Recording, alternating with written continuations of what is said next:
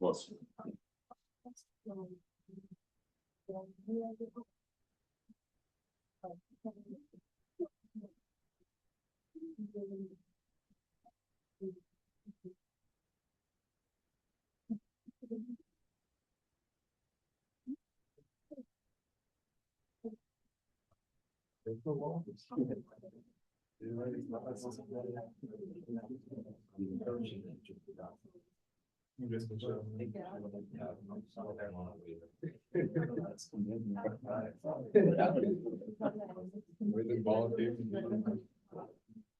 Like it was the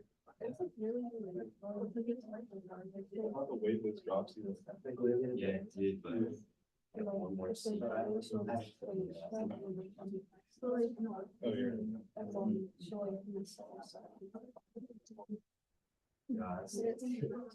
Oh, yeah, Kenny's.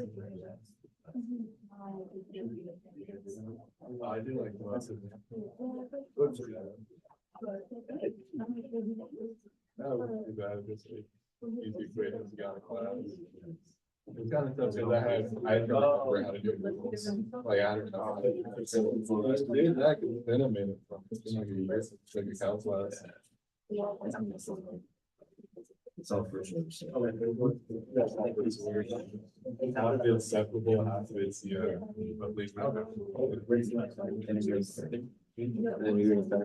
bring it back to the.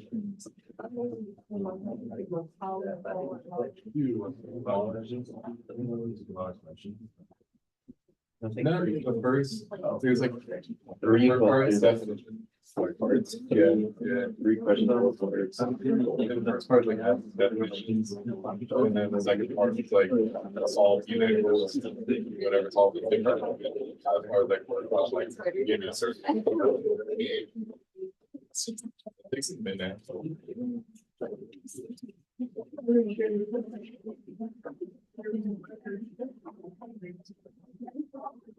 Revolving. Like, I guess like, The where it coincides.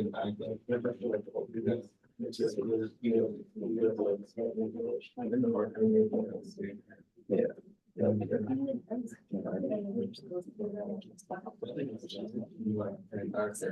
And then just some like a sentence of like what the sentence be this time.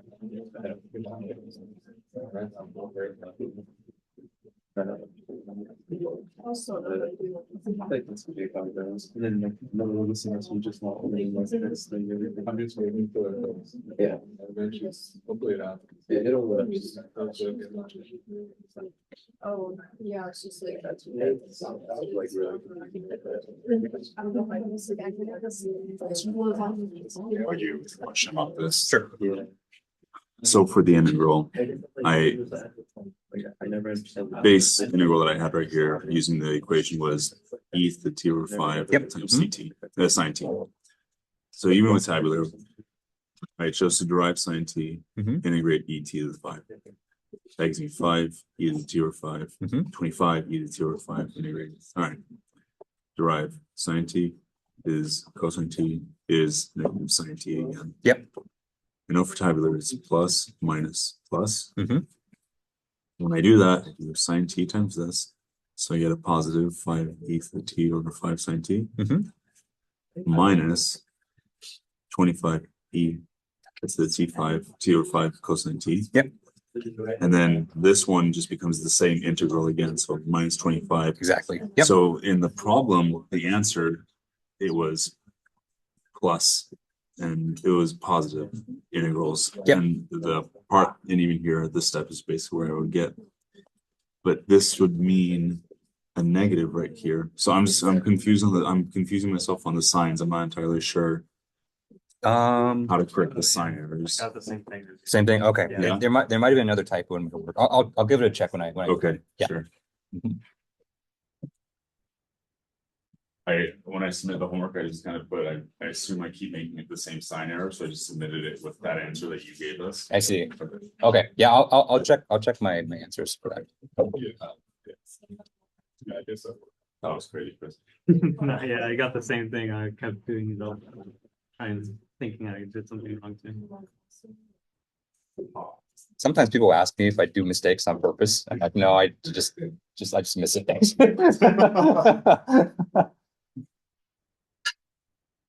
I wish I was that devious, but I am not. Happens accidentally.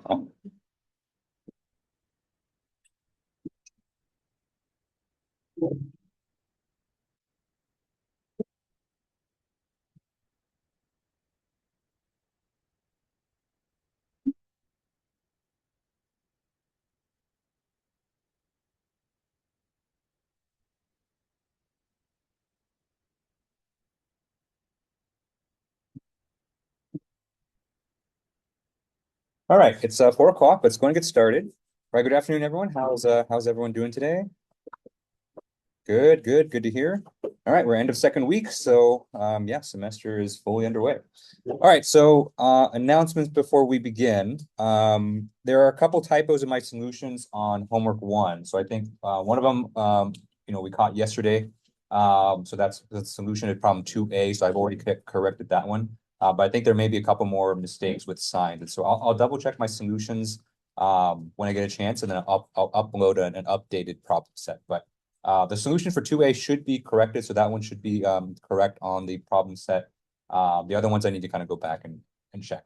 Okay. All right, and so plan for today is we're going to continue on with our lecture on second order equations. So we'll be spending a bit of time here because second order equations, like I mentioned last time, it's a lot of really interesting behavior happens on second order equations. We'll go through kind of the basics of solving these. We'll go through 3 different cases, and then we'll get into a little bit of the application today. So the main application for second order ODEs are generally what we call mass spring damper systems, which you can apply to lots of different physical systems. Okay. All right. Let's see. Besides that, so I remember the homework one is due this week, and so make sure you guys are on top of that. If you haven't started it, definitely start now because these problems do take a little bit of time. And it's only going to ramp up more from here. So after this week, you can expect homework 2 to be posted early next week, and that's going to be on second order equations. All right. Any questions I can answer before we get started for today? Okay. All right, so let's go ahead and pick up where we left off last time. And so I'm just going to scroll up for a second. So all this should still be in your notes. I'm just going to kind of recap. Okay, so we are looking at second order ordinary differential equations. Okay, so the general form for our second order equations is given by this expression here, right? So we've moved on from first order equations. Now we have a second order derivative in our expression. Okay. And so the general equation here has second order derivatives, first order derivatives, and the function itself. Okay. We're making one additional assumption here that is going to help us greatly in that we're going to assume that all coefficients in this equation are constant. Okay. So that means all the P's, Q's, right? Anything that's a coefficient in front of a Y term, we're going to assume it's simply a constant. And so it's not going to be a function of X. And obviously not a function of Y either, because we're assuming these are linear equations. Okay. Now that assumption allows us to, basically make some assumptions on the solution. Okay. So remember what we talked last time that said that, if we have constant coefficients, we can basically assume that our solutions take a very specific form, right?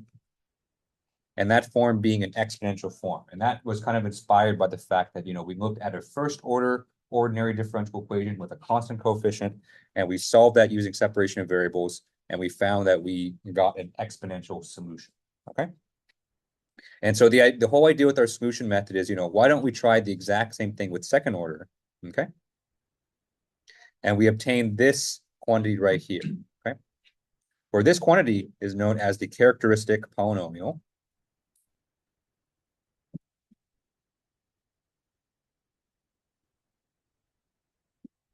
Okay.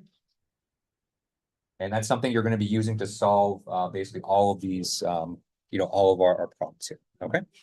Now you can see here the characteristic polynomial is a second order quadratic equation, right? And so we're going to solve for the roots of this equation using our quadratic formula. Okay. And depending on the nature of these roots, that's going to change the nature of our solution. So that's kind of where we ended with last time, where we said that, there's basically 3 different cases that we can go over. And so there's cases where we have 2 real distinct roots. We have a case where we have a repeated root, and we have a case where we have complex conjugate roots, right? So first thing we're going to do today is we're going to go through each of these 3 cases. We're going to see what the solutions look like, and talk a little bit more about the properties of those solutions. Okay. All right, but that's where we're at. Any questions on that was just kind of just a recap from last time. Any questions on that before we get to some of the new stuff today? Okay. All right. So let's look at the case where we have 2 real roots.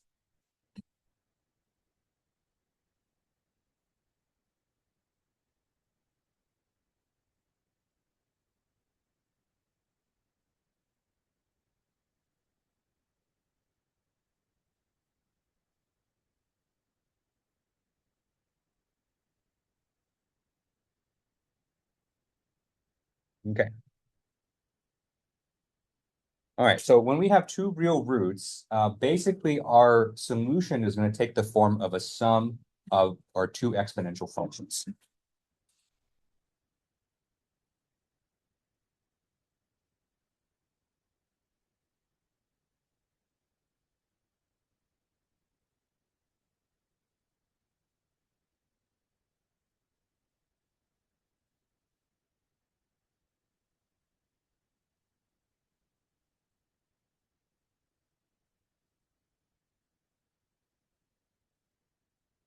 Okay.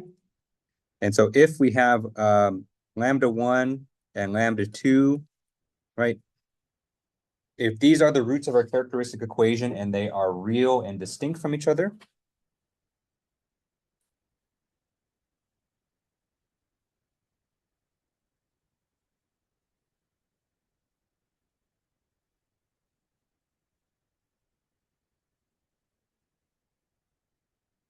okay, then our solution in this case, y of x, is simply going to be two exponential functions raised to the, the power of these two roots. Okay, so we're going to have c1 e to the lambda 1 x plus c2 e to the lambda 2 x. Okay. So when you have two real roots, this is kind of the most, I would say, straightforward case. And so you just make two exponential functions, you put the roots in the exponent, and then you just kind of call it in, or apply boundary conditions if you have. Okay. All right. So with that, let's do an example, just so we can kind of see how this works out. Okay. Okay. So let's find the solution to the following ODE. So we have d squared y dx squared plus dy dx minus 2y is equal to 0. Okay. And I'm going to give you guys boundary conditions in this case. And so we're going to have this subject to y of 0 is equal to 4. And then y prime of 0 is equal to minus 5. Okay. So we have basically the value of the function itself and the value of the function derivative at x is equal to 0 defined in our boundary conditions. Okay. Okay. All right, but before we apply our boundary conditions, let's go ahead and solve for the homogeneous solution.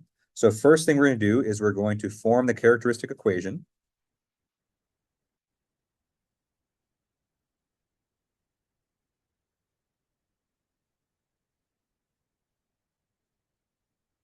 Okay. And so to form the characteristic equation, you're basically going to take your differential equation and replace the powers of the derivative by polynomial terms of the same order. Okay. So for d squared y dx squared, we're going to replace this with lambda squared. Okay. dy dx, we're going to replace this with a positive lambda. And minus 2y, we're going to replace that with a minus 2. Okay. And we're going to set that equal to 0. All right. So now we have our characteristic equation here. Let's go ahead and find the roots. And so for something like this, you might be able to do this in your head, kind of solve for the roots. But, I think, maybe sometime for some people, it's been a while. So let's go through the whole quadratic equation. Okay. All right. Because we know that lambda 1 is going to be equal to, here we have minus 1 plus square root of 1 minus 4 times minus 2. Okay.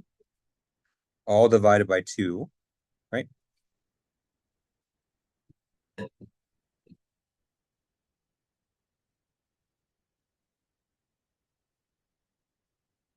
Right. So if you're wondering where I got those numbers, the quadratic equation we listed at the end of lecture last time. So we're just kind of basically just plugging in the numbers there. Okay. And so we solve this out, we get minus 1/2 plus or minus, or plus in this case, we're just doing the plus side. Square root of 1 minus 8, so that's square root of 9 divided by 2. Okay. That's equal to minus 1/2 plus square root of 9 is 3 divided by 2. Okay. All right. And so we do that arithmetic. We have minus 1/2 plus 3/2. We get 2 over 2, which is just 1. Okay. Okay. Once you guys solve for the second lambda 2, I go yell at the people next door.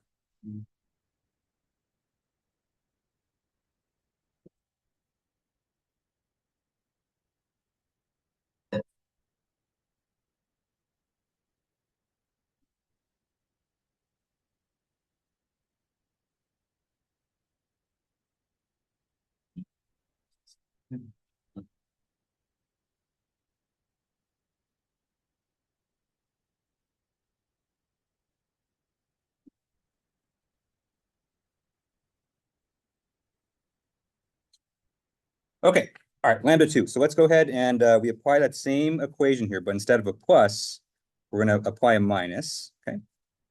So we have -1 minus square root of 9, all divided by 2. Okay. That's -1/2 minus 3/2. That's -2. Okay. All right, so we go ahead and apply those two roots, and so we get y of x is equal to c1 e to the lambda 1x. Lambda 1 is 1, so that's c1 e to the x plus c2 e to the -2x.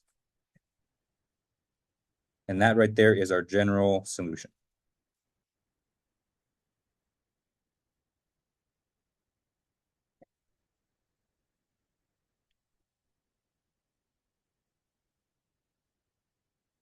All right, pretty straightforward. So basically, if you have two real roots, it's just, applying the quadratic equation, getting the two roots and just plugging it into that solution. All right, so let's go ahead and apply our boundary conditions since we were given that in this problem.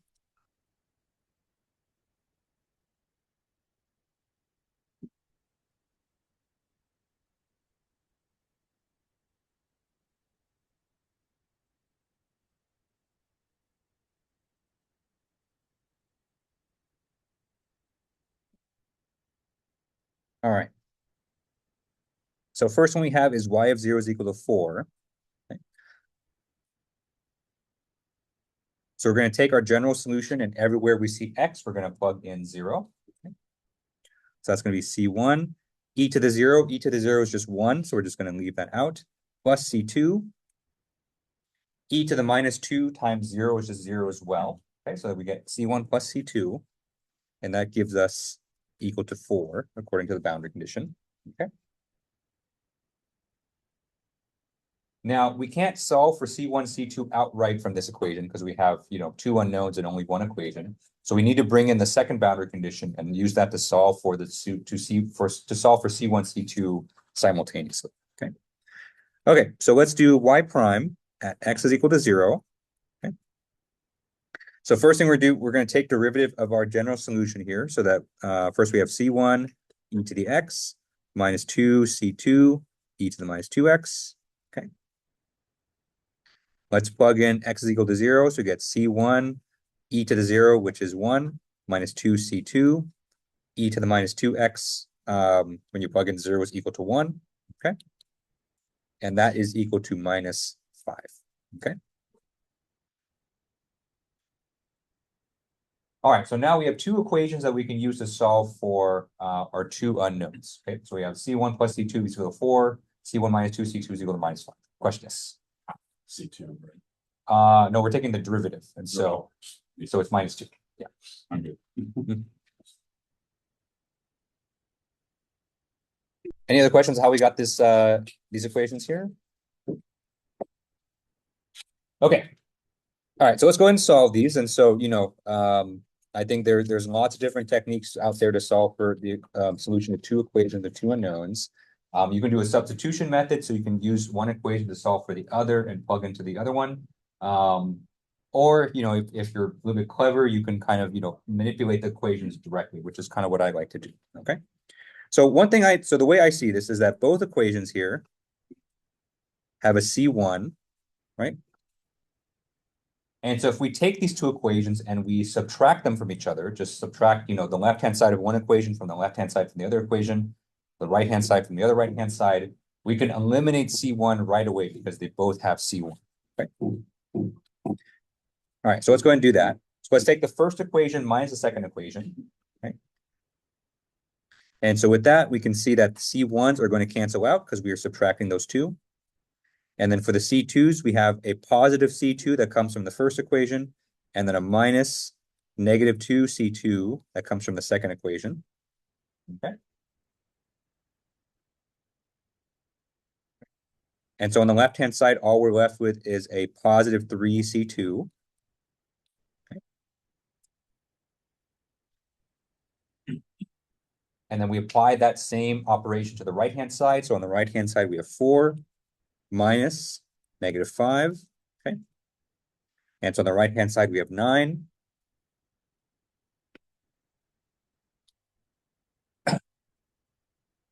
And so from this equation here, we have 3C2 is equal to 9. We divide both sides by 3. We get C2 is simply equal to 3. Okay.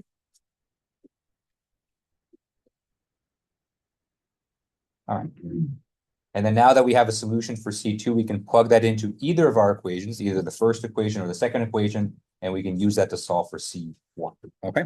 So let's plug this into the first equation, just because that one's a little bit more straightforward. Okay. And so we do that, we get C1 plus 3 is equal to 4. So that means in order to satisfy this, C1 must equal to 1. Okay.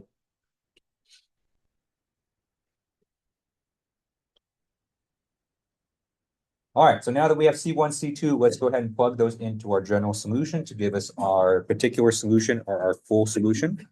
And so we get y of x is equal to C1, which is 1, times e to the x, plus 3 e to the minus 2x.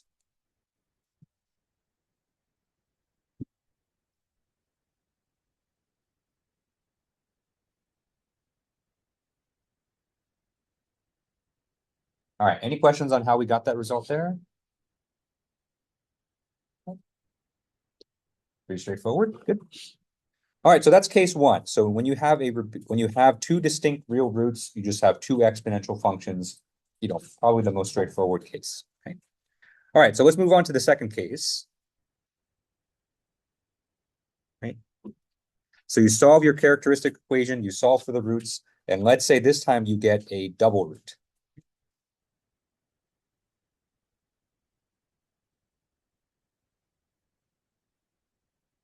Okay. Sometimes it's called a repeated root. Okay.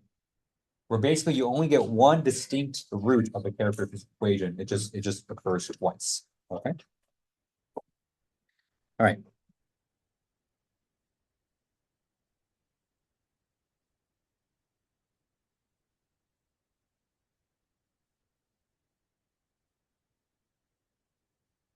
Okay.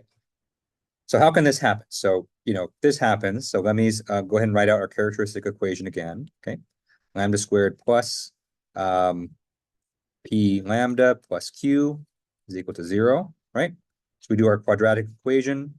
Lambda 1, 2 is equal to minus P plus or minus square root of P squared minus 4Q, all divided by 2. Okay.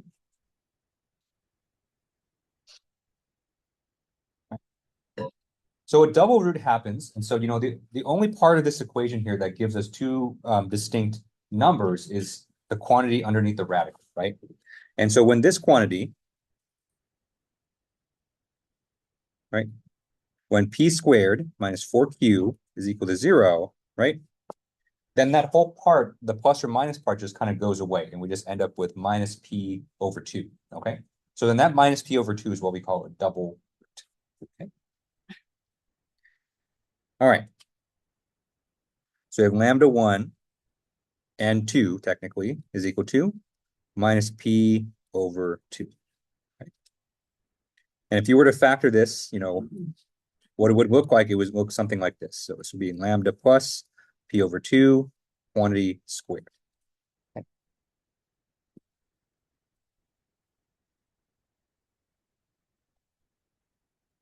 Okay. So in this situation, we're able to find one unique a solution, right? And so we can form a y1 is equal to c1 e to the minus p over 2 times x, right? That's one solution that we can do, okay? But we need to find a second solution as well, right? Because it's a second order equation. We need to have two solutions to that second order equation, okay? We can't simply just do y2 is equal to c2 e to the minus p over 2x, right?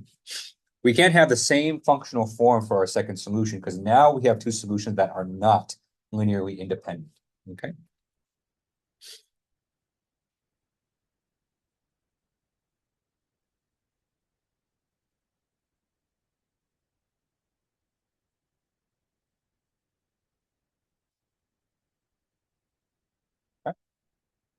So we need to come up with some kind of strategy to come up with a second solution, but with only one root.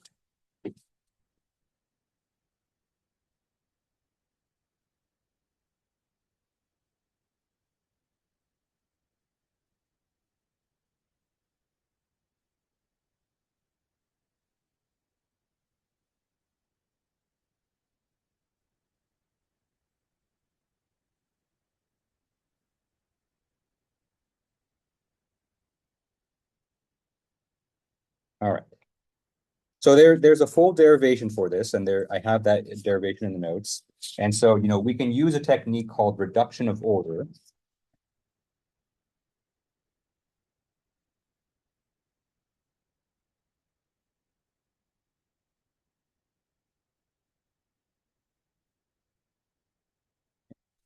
It's actually a very interesting proof. You'll see that it actually goes from a very general equation and gets a very elegant result. Okay.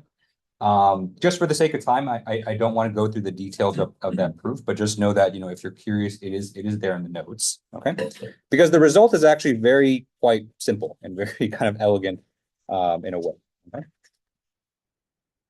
So the result of this proof, or the result of this technique here, is that it is possible for us to get a second solution. And the way that we obtain it is we just multiply by x, right?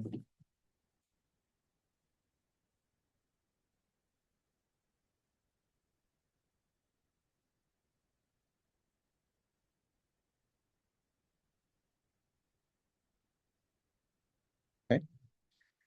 And so what that means that y2, right? So we're still going to have an exponential function. So we're going to still have an exponential that has the same root, the same repeated root. The only difference is that for y2, we're going to multiply it by x in order to form a linearly independent solution. So y2 is going to be c2 times x, e to the minus p over 2 times x. Okay. And so if you want to form our full solution, y of x is equal to c1 plus, or excuse me, y1 plus y2. Got ahead of myself. Okay. So it's going to be c1 e to the minus p over 2 times x plus c2x e to the minus p over 2 times x.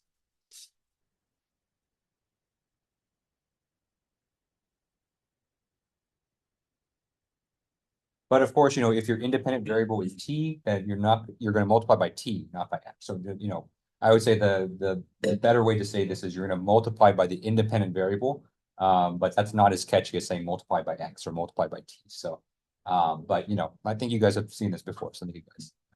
Okay. All right, any questions on this before we jump into another example? Okay, all right, so let's do another example to kind of show you how this works. Okay. Okay, so for this problem here, I'm not going to give you boundary conditions, so we're just going to solve for the general solution.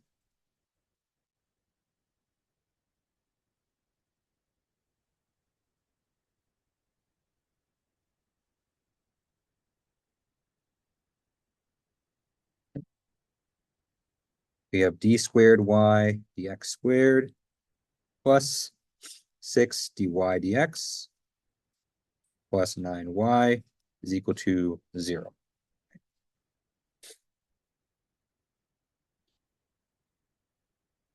Okay. So just like we did with the previous problem, we're going to start with the characteristic equation. So let's go ahead and solve that first. Okay.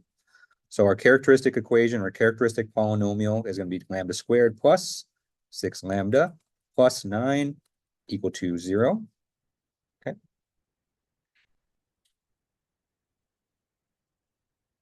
Right, so let's go ahead and find the roots of this equation. So, this is one you can probably do by inspection, but let's go ahead and write out the quadratic formula again. Okay. So we have lambda 1, comma 2 is equal to minus 6 plus or minus square root 6 squared minus 4 times 9, all divided by 2. Okay. So this is minus 3 plus or minus square root. 6 squared is 36. 9 times 4 is also 36, all divided by 2. Okay.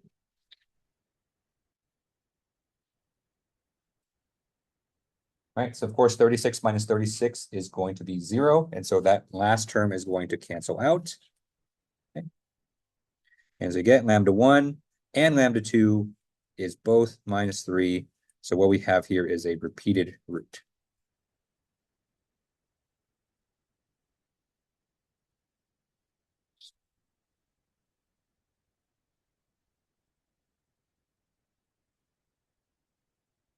All right, and so if we go by our protocol here, so when we have a repeated root, that means our solution, we're gonna have one solution just be an exponential function that's e to the e to the minus 3x, okay? And our second solution is going to be x times e to the minus 3x, okay? All right, so we have y of x is equal to c1 e to the minus 3x plus c2 x e to the minus 3x.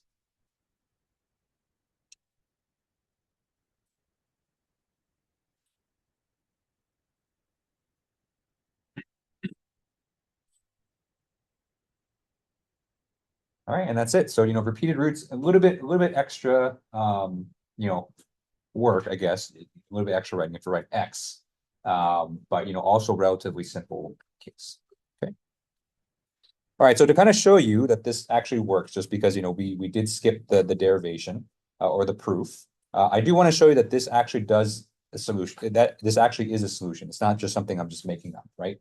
So let's do our usual thing that we can do to verify the result of a differential equation. Let's plug this back in and just make sure that it actually is satisfied.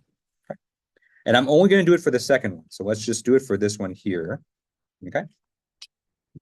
Because we already have kind of established that the exponential part by itself, y1, that is obviously going to be a solution. But let's plug in this new one here back in and just verify that this indeed is a solution.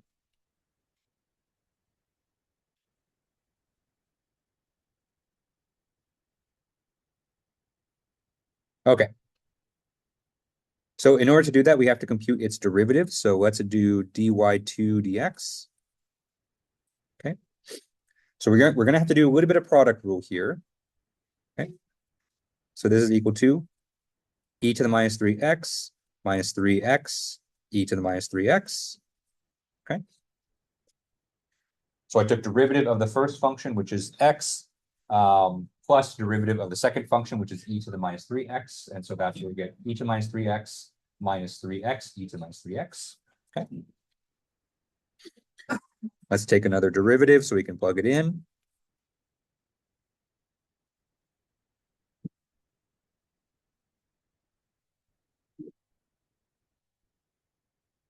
Okay, so we're going to take derivatives of each of those terms. First term, we can just differentiate straight up. So that's minus 3 e to the minus 3x. Okay. Second term, we are going to have to use product rule once again. And so that's going to be minus 3 e to the minus 3x minus 3x times minus 3 e to the minus 3x.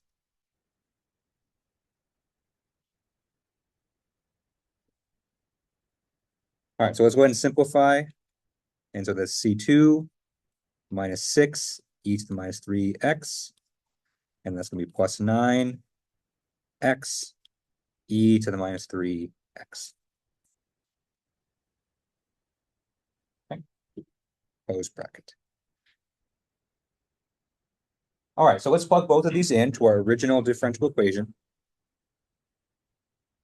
Okay, so original differential equation was given by this guy here. Okay. All right, so we have d squared y dx squared plus 6 dy dx plus 9y is equal to 0. Okay. I'm going to go ahead and ignore the C2s because, the C2s are all just going to cancel out because the whole thing's equal to 0. Okay. So I'm just going to focus on the everything except for the C2 terms. Okay, so for the second order derivative, we're going to go ahead and plug in what we got here. So that's minus 6 e to the minus 3x plus 9x e to the minus 3x plus 6. Okay.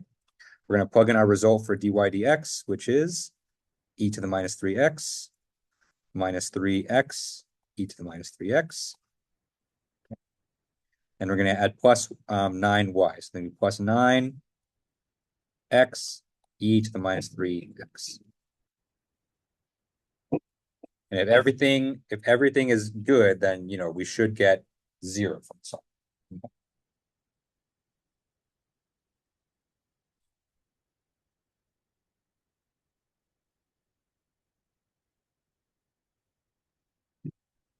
Okay.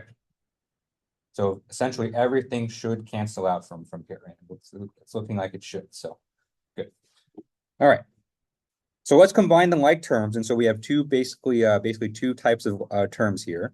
So we have terms where we have just, e to the minus 3x with no x in front. Okay. So from the first term we have, or from the first, set of brackets, we have minus 6 e to the minus 3x. And then on the second bracket, we have e to the minus 3x plus 6. Okay. So we can see clearly that these two are going to cancel out with each other.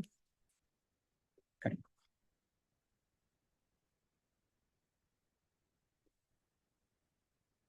And then the other common term that we have is a x e to the 3x term. Okay. And so from the first term, we have a positive 9x e to the minus 3x. From the second term, we have 6 times minus 3x e to the minus 3x. So that's going to be a minus 18x e to the minus 3x. And from the last term, we have plus 9x e to the minus 3x. So 9 minus 18 plus 9 also equal to 0. So that also cancels.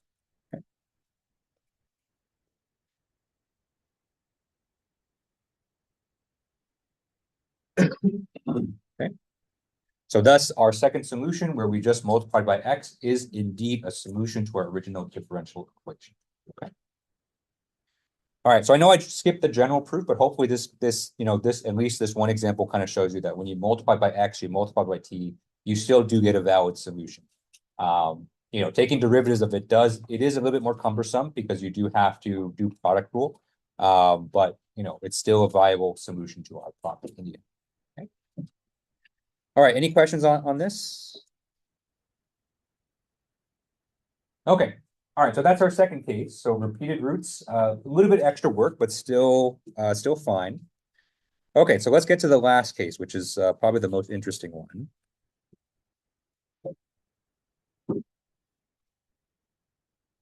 All right, so the last case that we have is when we have what we call complex conjugate roots.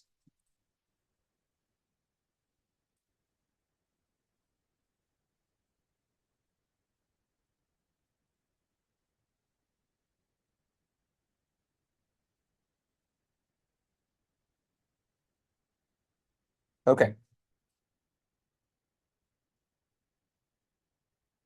All right, so these are situations when we write out our quadratic equation for the roots of our characteristic equation, we end up with a negative number underneath that square root. Okay.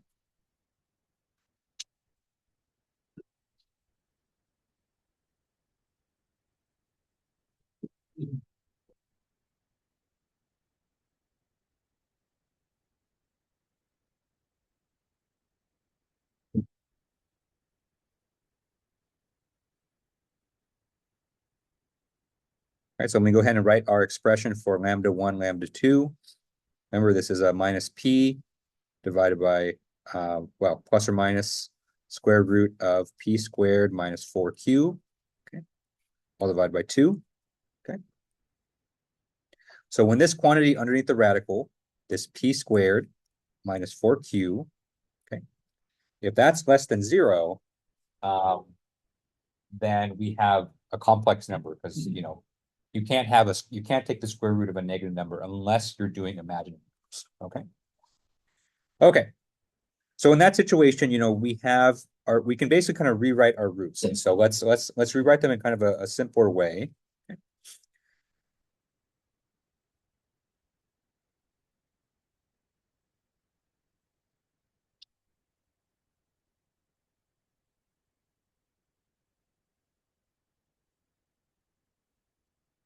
Okay.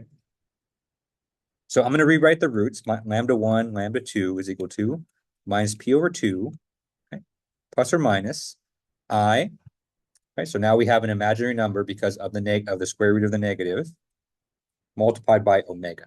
Okay.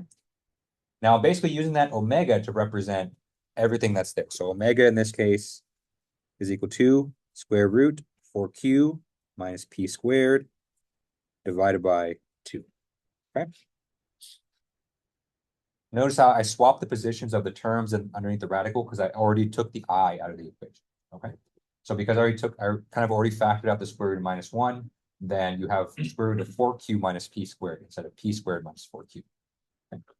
But that's kind of cumbersome to write, so I'm just going to write omega, right? Omega usually is a Greek symbol that we use to denote frequency, and you'll see why very quickly. If not, you know exactly why we're using that.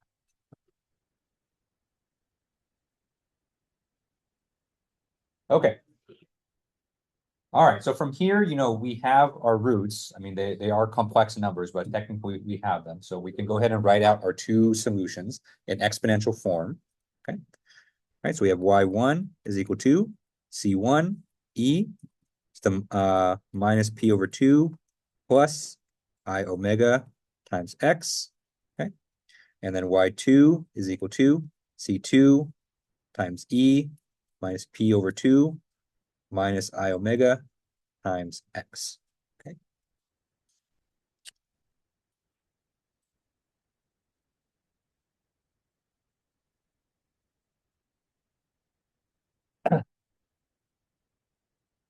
All right, and so our general solution here is just going to be the sum of these two solutions.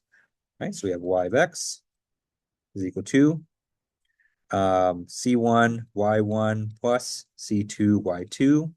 Okay, we go and plug in for these quantities. We get c1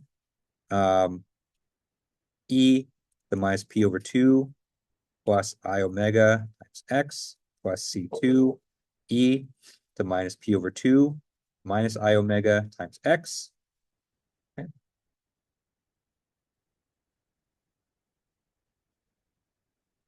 All right, so just to kind of simplify things a little bit, both of these terms here have an e to the minus p over 2 times x, and so I'm going to go ahead and factor that out of the equation. Okay. And so we get e the minus p over 2 times x times quantity c1 e to the I omega x plus c2 e to the minus I omega x.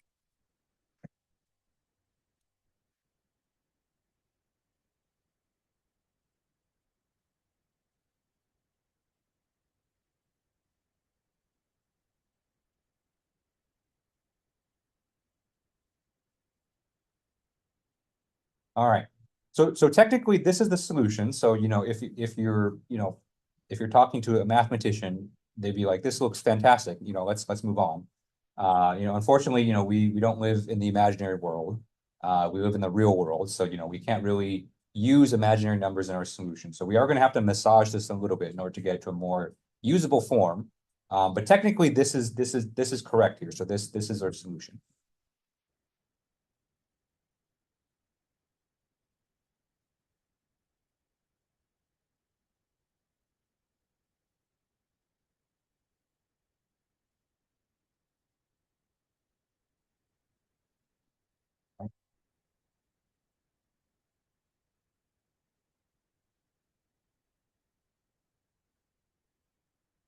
All right, so let's go ahead and convert these quantities. Okay, so if you kind of remembered this from 250B, so you kind of know what happens next. And so the way that we're going to convert this is we're going to make use of a very specific identity in complex analysis. Okay, and so there's a very convenient formula that we can use called Euler's formula.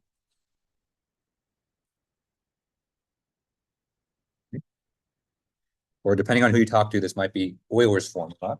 Nobody really knows how to pronounce his name. Everyone just pretends they do and gets mad at people who pronounce it differently, but it could be Euler, it's all the same to me. Okay. And so Euler's formula basically says the following, where if you have a complex exponential, so you have e to the I multiplied by some something up there. Okay. Then you can convert this to cosine omega t plus I sine omega t. Okay. Right. So we have sines and cosines now that represent our function instead of an exponential, okay? Now, you can see here that I is still present, so, we still have an imaginary number, but it's in a much more convenient place for us. And so instead of being kind of hidden away in the exponent, now we've kind of brought it out to the front, okay?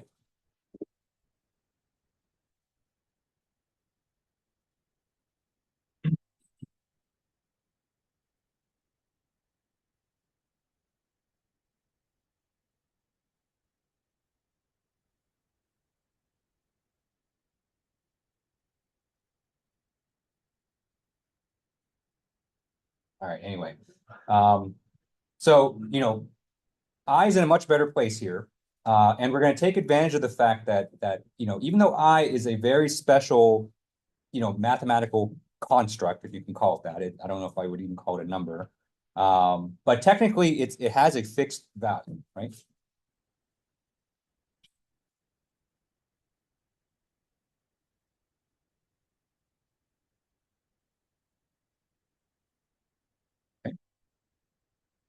Right. It's a very weird value, and technically it's an imaginary value, but it is fixed, right? It's not something that fluctuates, and it's not something that depends on x. Okay. So in other words, when it's in this form, we can essentially treat it like it's a constant.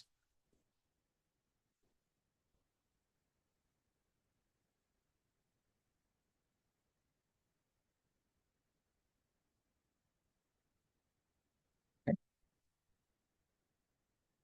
Now, why is that significant, right? Right. In most situations, or in other situations, that doesn't really help us because, it's like, yeah, I is a constant, but it's also a very weird value. But if you look at kind of the context in which we're using this, right? We're using this within the context of, this is our solution or a general solution to our differential equation, okay? And so, right now we've kind of just been focusing on the complex exponential, right? But there are other components to our solution that, we haven't really taken into account to either yet, right? So in addition to the complex exponential, we have these C1 and C2. These are just arbitrary constants.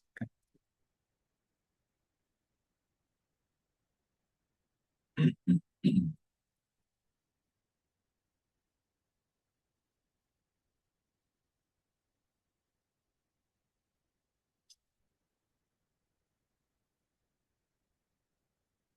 Okay. Emphasis on arbitrary. So we account for the fact that these constants can take almost any value, and their values are going to depend on the boundary conditions. But they're arbitrary at this point. We haven't specified them. We haven't ruled any rules on them at all yet. Okay. And so when you have an arbitrary constant multiplied by another constant, you kind of have a like a polymerization kind of effect here, where you can kind of merge that into that constant there. Okay.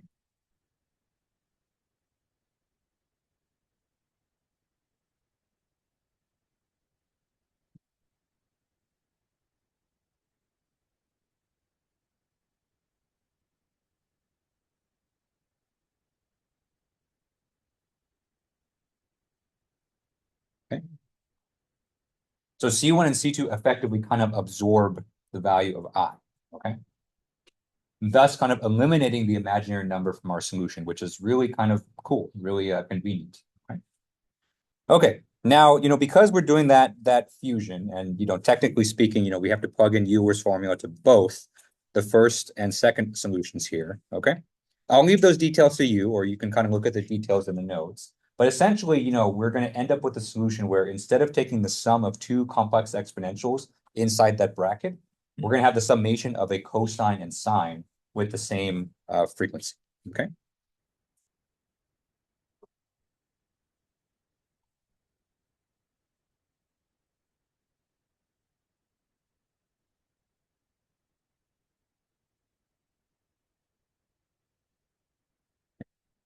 So now our general solution looks like the following. We have y of x, okay?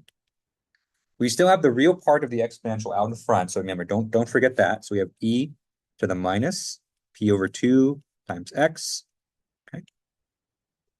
And then inside the bracket, we're going to have a sum of two, one cosine term and one sine term with an arbitrary constant out in front, okay? So it's going to be a cosine omega x plus B sine omega x. Okay. So you can see I'm using new symbols to denote the arbitrary constants. So A and B instead of C1, C2. And that's just because, we've kind of incorporated the I term. Okay. But in essence, A and B are the same as C1, C2. They're just arbitrary constants that, we can't specify them until we specify the boundary conditions. Okay.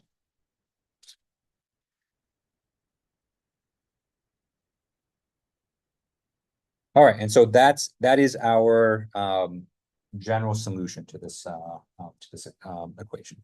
Okay. Any questions on that before we jump into an example? Okay, all right, let's do an example so we can kind of see this in action. Okay, so for this example, once again, I'm just asking you to find the general solution, so no boundary condition.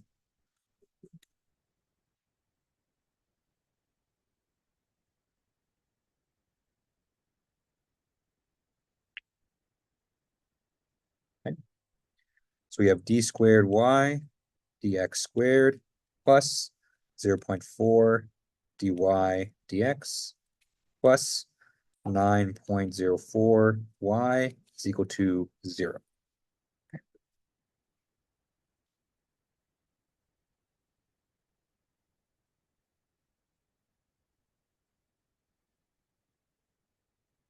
All right. So we have, we have our usual second order ordinary differential equation with constant coefficients. So let's go ahead and, apply the roots here. Okay. So let's form our characteristic equation. So we have lambda squared plus 0.4 times lambda plus 9.04. Okay. All is equal to 0. Okay.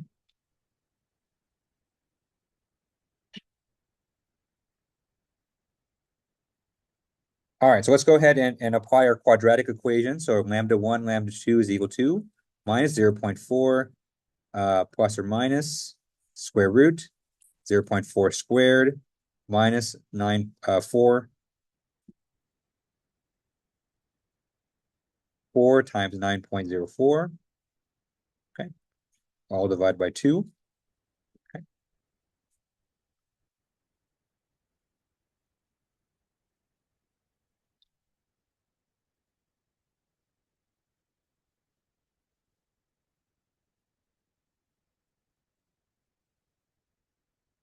All right. So let's go ahead and perform that arithmetic there and simplify this. And so we get minus 0.4 divided by 2, that is a minus 0.2 plus or minus square root. 0.4 squared is 0.16. Okay. 4 times 9.04, that's going to be 36.16. Okay. Divided by 2. Right, so obviously we're going to get a negative number underneath that radical there. And it's going to be conveniently square root of 36, which is a perfect square. Okay. That's my 0.2 plus or minus square root of minus 36 divided by 2. Okay. The negative number means that we're going to get an imaginary there. So it's minus 0.2 plus or minus 3. The square root of negative 36 is 6i. We divide by 2, we get 3i. Okay. All right, so you can see that we have complex conjugate roots, and so we have a real part and an imaginary part.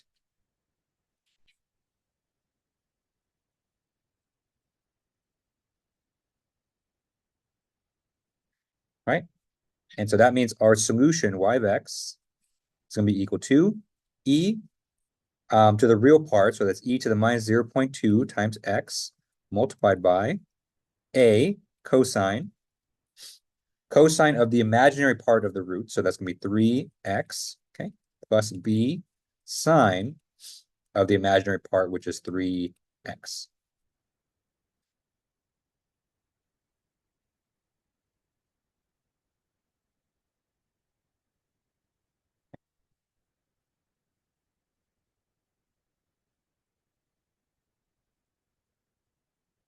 All right.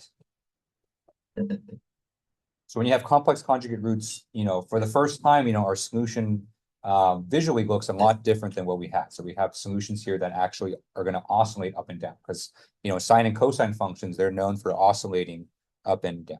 Okay. All right. Any questions on this? Okay. All right. So before we move on to the mass spring damper, I do want to take a minute to visualize this this solution here because this solution actually has a very interesting characteristic and one that's going to help us you know, with our physical intuition on the next step as well. Okay. Okay. So this type of solution here, where we have the product of an exponential function, specifically an exponential function with a negative coefficient and a sinusoid, we call this a decaying sinusoid.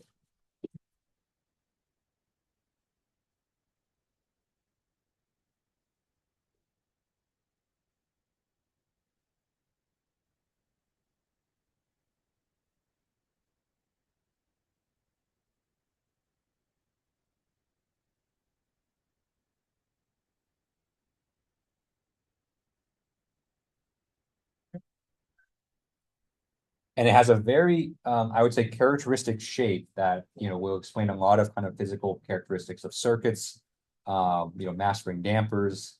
We'll use it to analyze, you know, shock absorbers in a car, right? So the shape of this curve is actually very quite interesting. Okay, because this curve is kind of the product of two different functions that are multiplied by each other. Okay.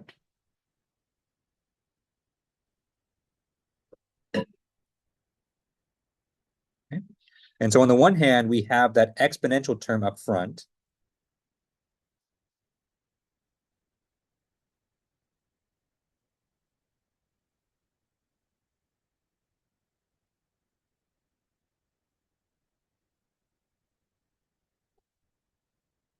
Okay. And so if you were to plot that out, so we have x e to the minus, I'm just going to give this a generic number, e to minus bx, right? So this right here is known as the decaying exponential. And so, you know, if you were to plot it out, right, it starts up here. So it starts at 1. And then as x increases, you know, the value of this function goes down, right? It doesn't quite hit 0. And so, you know, I kind of didn't draw it correctly because my hand is not steady, okay? And then eventually it's going to go down. I have very shaky hands. I attended a wedding actually right before the semester began, and I was trying to help the groomsmen kind of pin on their boutonnieres, and I was like shaking so much, and then, you know, basically the guys like, oh yeah, you're definitely not a surgeon. I'm like, no, I'm cannot be a surgeon at all. I do not get paid that kind of money. Okay, so that's the first part of the of our solution here. Okay. The other part of our solution, of course, is the sinusoid functions.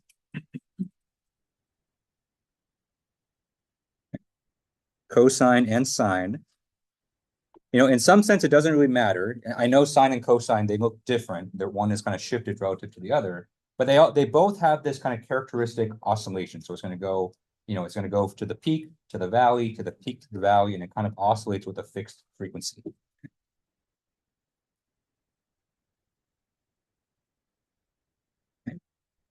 And so whether you have sine or cosine, it's going to look something like the following. Right? Basically, a function that's going to oscillate indefinitely. Okay.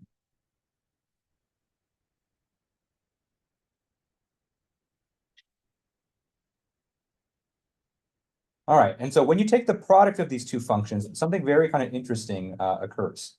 And so we have, you know, you're going to have oscillations, and so, you know, the sinusoid is going to provide oscillations, but the magnitude of these oscillations are going to be modulated basically by the decaying exponential, okay? And so the result kind of looks like the following. Let me draw it a little bit bigger so it's easier to see.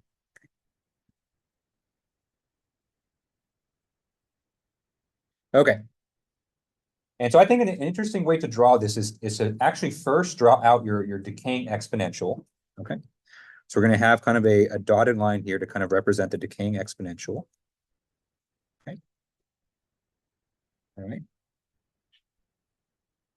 So that decaying exponential there, you can kind of think of that as the envelope for our solution. So in other words, our solution can never exceed past that envelope, okay?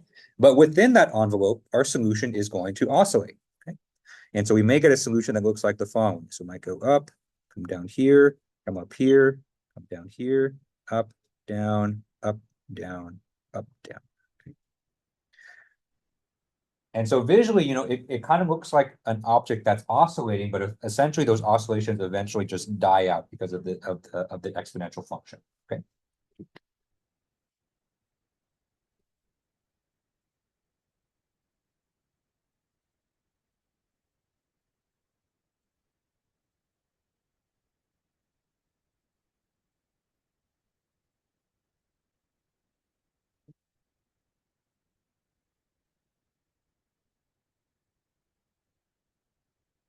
Yeah.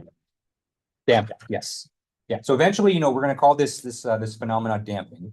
That's how it's typically called when you attach it to a mass spring and damper. But I wanted to kind of visually draw it so that you can kind of see it. So as we kind of get into more and more of the physical applications, I'm going to use more kind of visual representations of our solutions, just because I think it's very helpful for kind of seeing what the solution is doing. Okay, so we'll do it here, and then we'll do it for all the other ones as well. All right, any questions on this?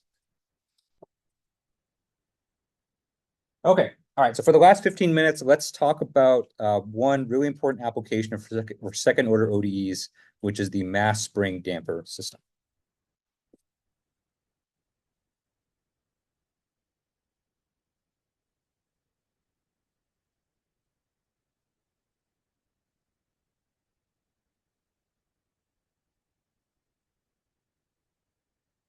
Okay. All right, so let's draw it first. Okay. So there's lots of ways to draw the mass spring damper. But this is how I typically draw it. So first we have a wall. Attached to the wall, we're going to have our spring. Okay. So this spring has a spring constant of K, right? And so if it's been a while since you've taken mechanics, the spring constant is essentially a measure of how strong the spring is. And so if the spring is stronger in the fact that it's going to spring back to its original length, if you stretch it, that means it has a higher spring constant. Okay. So something like the shock absorbers of a car, it's going to have a very high spring constant because it's a very beefy piece of equipment. But if you have like a slinky is going to have a very low spring constant where it's going to pull itself back very slow. Okay. Next, we have the mass. Okay. So mass is pretty straightforward. So in a typical diagram, the mass is usually just represented as a block, just for ease of drawing. But in reality, the mass could represent the mass of an entire system that relies on this spring, right? So if we're talking like the shock absorbers of a car, the suspensions of a car, the mass usually will represent the entire mass of the entire car. Okay. And then we come to the most controversial part of the mass spring damper, which is how you actually draw the damper system. And so, so by trade, I'm a fluid mechanics guy, and so the way I draw the damper is I draw a pool of water. Okay, and the damper is basically going to be a plunger within that water. Okay, and so we basically characterize that damper as a damping constant B. Okay. So the damper is there to represent any kind of friction in the system or any kind of resistance that's within the system, okay? And so, if you think of it in terms of fluid mechanics, right? If you've ever kind of sat in a swimming pool or sat in a bathtub and try to kind of push your hand through the water, right? You'll notice that, the faster you go through the water, the faster you kind of, move your hand, the more kind of water resistance that you feel, okay? That's essentially what the damping is meant to emulate, right? So you can think of some, I would say, easy visualizations. This would be like air resistance. Air resistance is a very clear, damping kind of phenomenon. Any kind of friction, right? Things that provide more resistance the faster you go. That's essentially what damping is. Okay. All right. So that's the visualization of the system. So the mass spring damper has a very, I would say, important characteristic where if we pull. I say if we pull the mass away from its equilibrium position,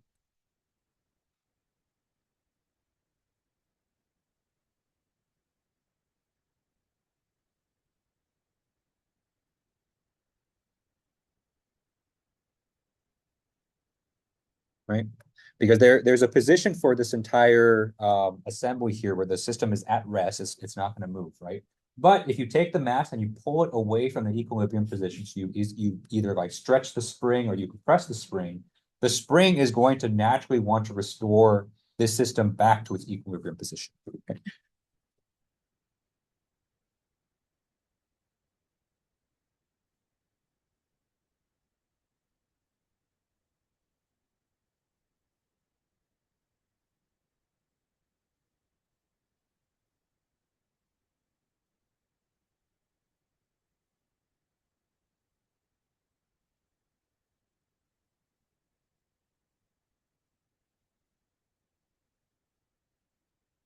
Okay.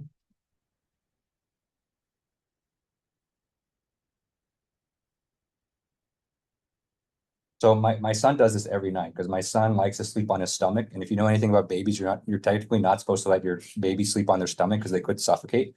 And so he'll be sleeping on his stomach, he'll be sucking his thumb. And so I'll try to move him. I'll try to rotate him while he's sleeping. But then as soon as I do, he just flips right back over. So, my son, it makes me think of a mass spring damper because he wants to restore himself to that equilibrium position. But then I don't sleep at night because, I worry that he's going to choke and suffocate himself. So yeah, I wish his equilibrium position was on his back, but he likes to sleep how he is, right? Okay. Yeah, it's funny for my wife because I tell her in the morning and she's like, just let him sleep. And I'm like, he's like, yeah, but it's a little bit nerve-wracking to see your son kind of like almost face down on the bed. So anyway, okay, so let's go ahead and write out the equations of motion here.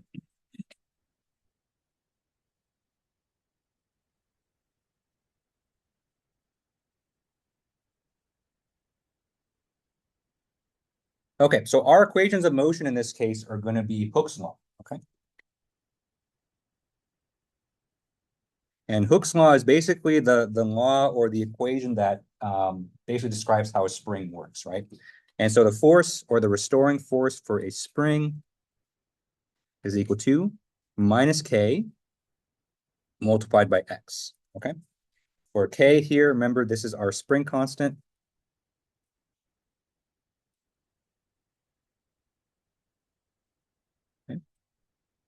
And X here, X is the amount that we're stretching the string. So, in other words, you can say X is the amount that we're kind of moving the mass away from the equilibrium position.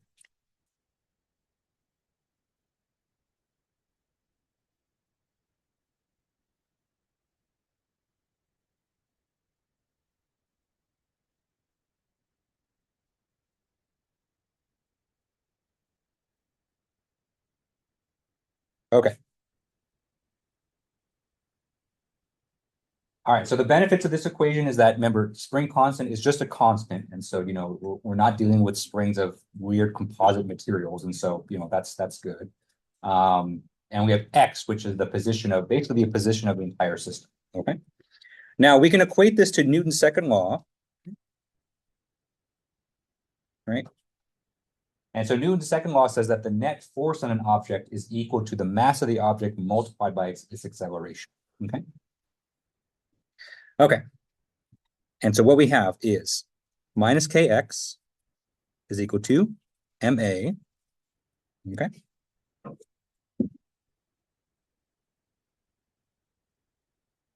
So in the absence of a damper, so if you just have a mass spring, this is what the equation would look like. We can simplify this a bit, or we can kind of, make this a little bit easier to work with by noting that acceleration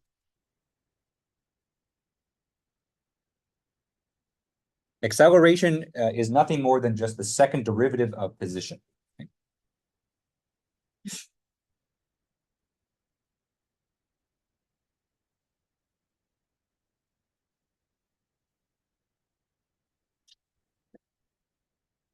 All right, and so if we plug that in, we get minus k times x is equal to mass times d squared x dt squared, okay? Notice how I've changed the independent variable to t here just because everything here is a derivative with respect to time. Okay. Okay.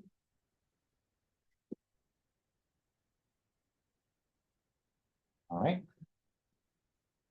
And so to move, and so in order to basically work with this as a differential equation, we can move the kx to the other side. Okay. And then what we get is m d squared x dt squared plus kx is equal to 0. Okay. And then if we want to put this in standard form, typically we do when we're solving these, we're going to divide everything by m. Okay. So if d squared x dt squared plus k over m times x is equal to 0. Okay. All right, so this here is the undamped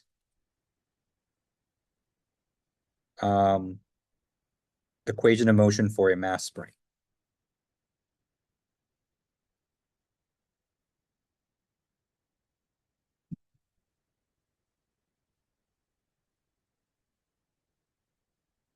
So we haven't accounted for the damper just yet, and so we just have the mass spring equation. All right. So the reason we call it undamped, I mean, the main reason is we haven't accounted for the damping in this equation. But if you were to solve for the solution to this equation, what you would get is a sinusoid with no decaying exponential.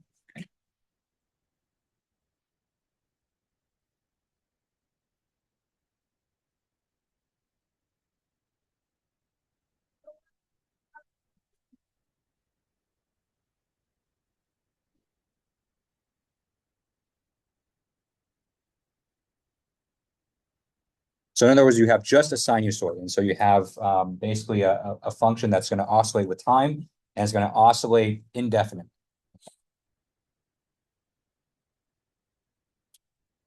All right. So those are kind of cool. And so, you might find on social media, you might find things called like perpetual motion machines. And so perpetual motion machine is nothing more than just, effectively it's a mass spring. And they've designed it in a way to really minimize the damping. So they use geometries that have very little air resistance. They're very aerodynamic, or they very well lubricated kind of components. And so there are ways. Technically, it's impossible to have a system that's completely damping free, but you can approach it. You can get pretty close in some situations. Okay? But most of the time, those are just kind of cool party tricks. They're nothing really that useful. Okay. So in reality, we do have damping.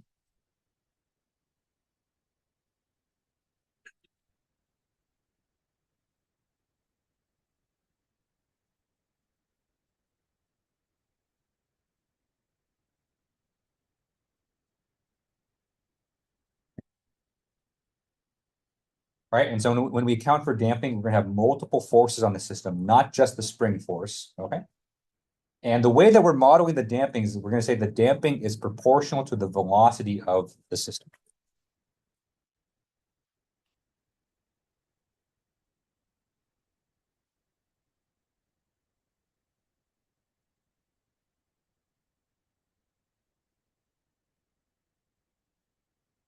Okay. Right. So remember the analogy that I kind of told you about moving your hand through a pool of water, right? The faster you move your hand through the water, the more resistance that you're going to feel. Okay. And so the damping force, we're going to say is equal to minus B multiplied by velocity. Okay. And of course, velocity is also related to position. Velocity is the first derivative of position. So the damping force is equal to minus B dx dt. Okay. Okay. And so if we add this force to our equations of motion, we're going to see now we have two contributions. Okay.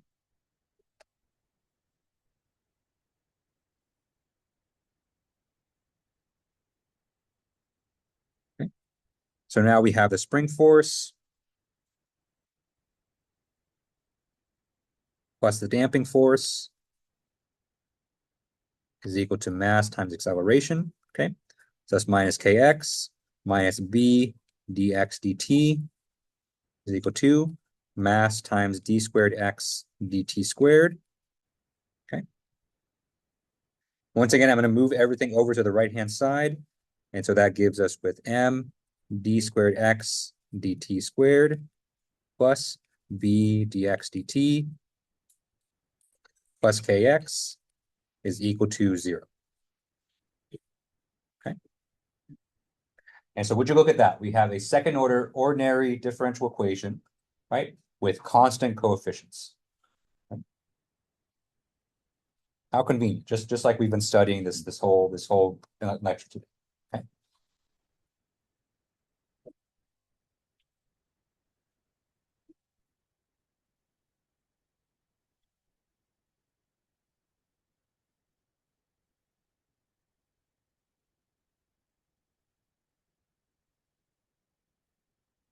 All right.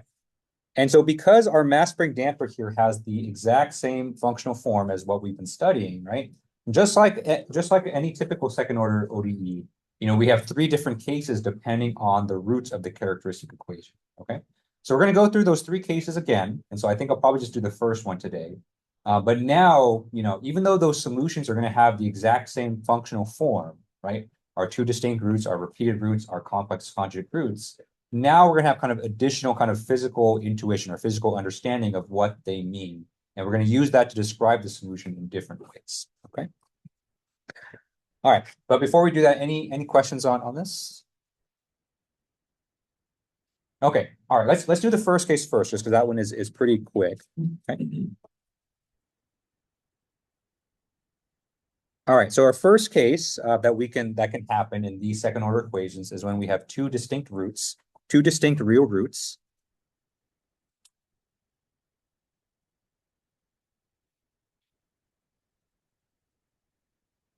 Okay.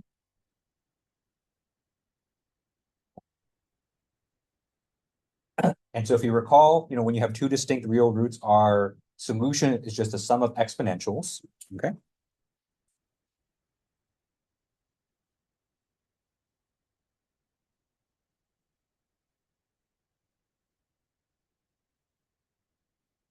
Actually, let me take the negatives out for now. Okay. So y of x is equal to c1 e to the lambda 1t plus c2 e to the lambda 2t. Okay.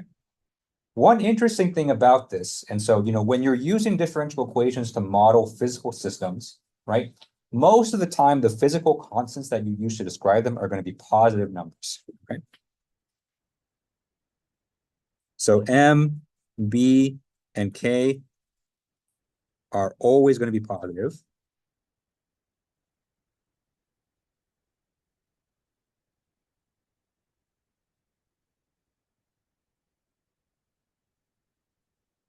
Since they represent physical properties.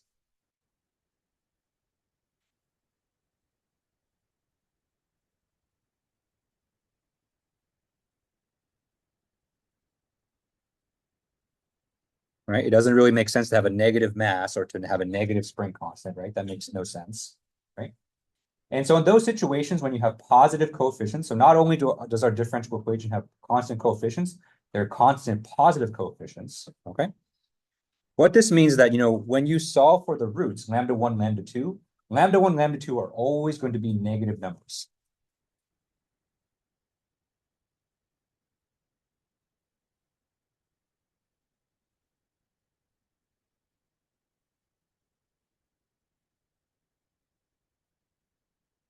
Okay. So you're never going to get a situation where lambda 1, lambda 2 are going to be positive. And that's going to be true for all the other cases as well. Okay. So if lambda 1, lambda 2 here are negative, then we have 2 decaying exponentials. And so this type of solution that we typically call overdamped. Okay. Because essentially, you have 2 decaying exponentials added to each other. Essentially, both of those solutions are going to decay to 0. And so we call that situation overdamped. Okay. All right, so when we come back on Tuesday, we'll talk more about this and we'll kind of visualize what an overdamped solution looks like. We'll go through the other 2 cases and see what those look like and what we call those in a mass spring damper. And then we'll do more examples and kind of illustrate this whole thing. So thank you guys for coming this week. Hope you guys have a good weekend, rest of your day, and I will see you guys on Tuesday.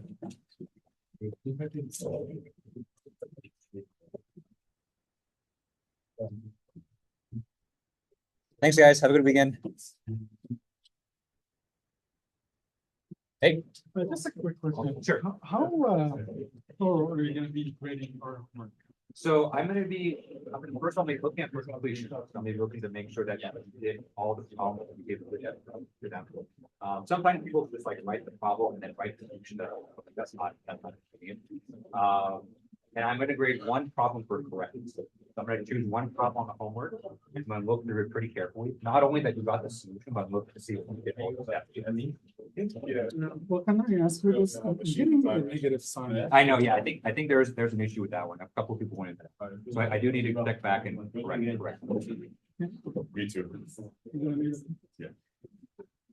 Thank you, Professor. Yep, have a good one.